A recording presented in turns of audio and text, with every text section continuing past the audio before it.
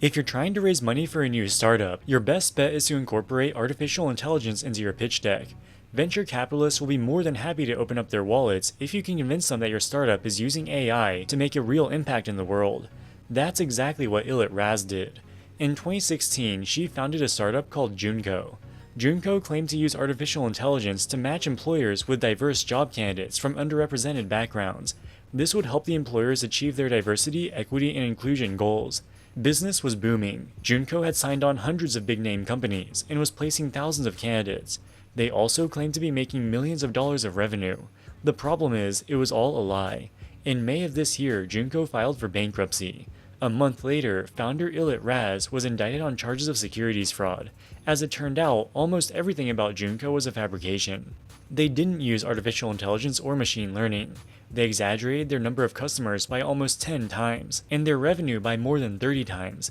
In this video, we'll look at Joonko's alleged fraud, and what this can teach us about the risk of venture investing. Ilit Raz founded Joonko in 2016. Prior to founding Joonko, she was a senior product manager working for various technology companies. She saw that technology was a male-dominated field. This made it difficult for females to succeed in the industry. The company was named after Joonko Tabe, the first ever female to reach the summit of Mount Everest. The name was meant to convey Joonko's mission of empowering people from underrepresented groups. At first, Joonko tried to develop artificial intelligence to identify unconscious gender and racial bias within companies by monitoring internal communications. Here's a short clip from 2017 where Raz explains what the company does. So it's not just for the recruitment, it's also in terms of who's getting promotions, who's getting the choice assignments. Right. What kind of language are you using when you talk on Slack? What type of code review do you give to a female engineer versus a male engineer?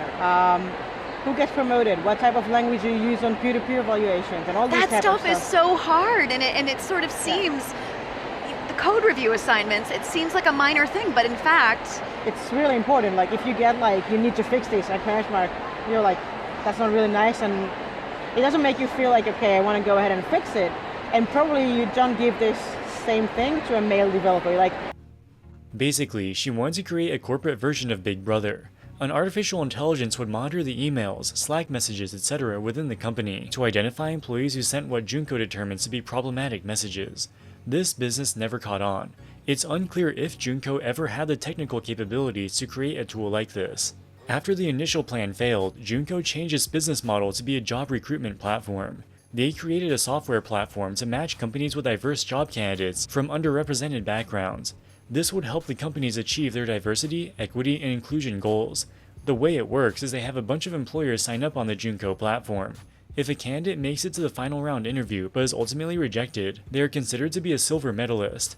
Joonko maintains a database of these silver medalists.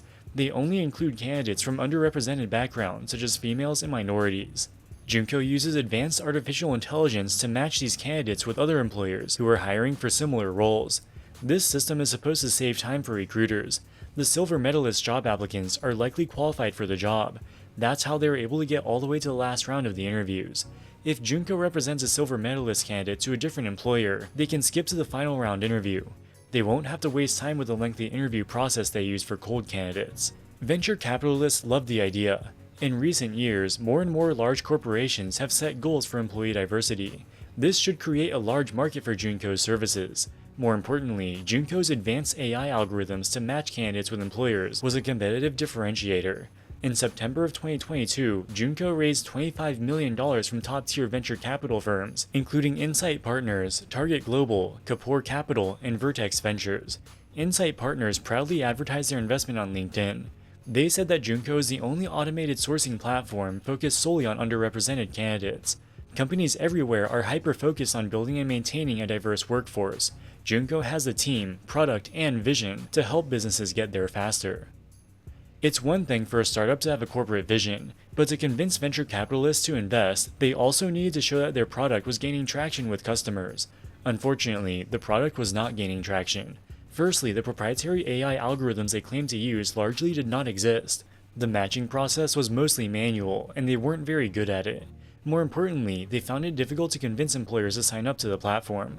They never signed on more than 30 employers, most of whom were small and medium-sized businesses. They charged the employers a monthly subscription fee to access the Joonko platform. The main metric investors look at for subscription-based businesses is annual recurring revenue, or ARR. This is the annualized value of all the active subscriptions.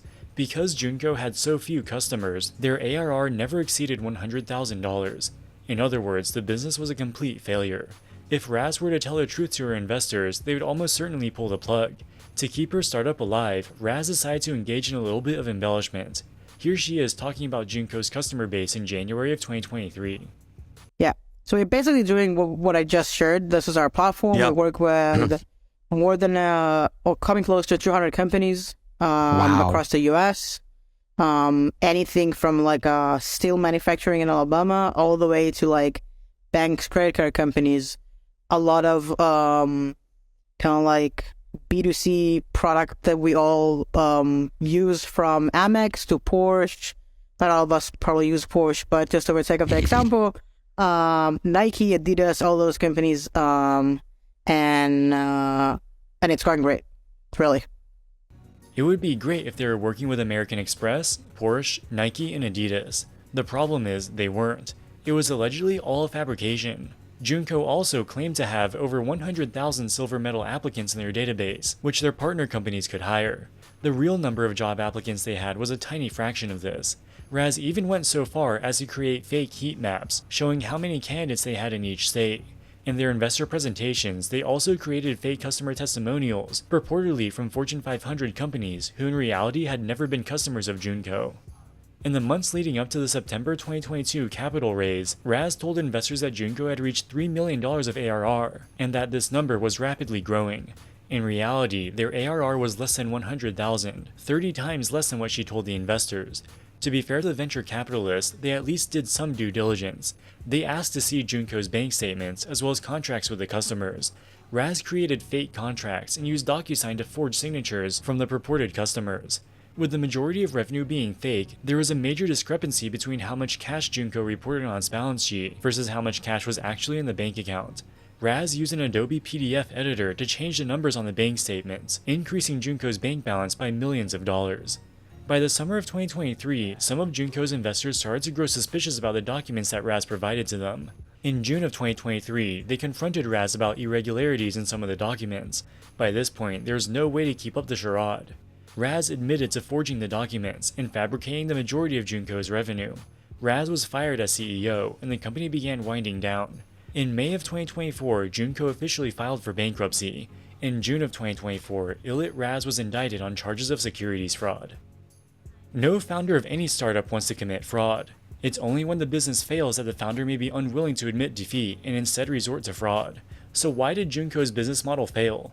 On the surface, the idea of silver medalist job applicants seemed reasonable. If an applicant makes it to the final round interview, they're presumably a competent candidate, so other companies are likely to be interested in them. However, there's a big problem with this system. When a silver medalist is rejected from the Joonko partner company, they'll continue applying for other jobs, including with employers outside the Joonko network. Once that candidate secures a job, they are removed from the pool of available candidates. According to the US Bureau of Labor Statistics, the average length of unemployment in the US is about 20 weeks, with the median duration being about 10 weeks. It can take 4 or 5 weeks to go through all rounds of the interviews just at one company. By the time an applicant can even become a Joonko silver medalist, they're probably already pretty far along in their job search process. Once they become a Joonko silver medalist, they may get a job offer from a different company within a few weeks. Each silver medalist will only be in Joonko's database for a very short window of time. The probability that one of Joonko's partner employers would happen to have an open position suitable for that candidate at exactly that time is very low. Because the job market is so fast moving and dynamic, it doesn't make sense to have a static list of candidates, as this will very quickly become out of date. Alright guys, that wraps it up for this video. What do you think about Joonko? Let us know in the comments section below. As always, thank you so much for watching and we'll see you in the next one. Wall Street Millennial, signing out.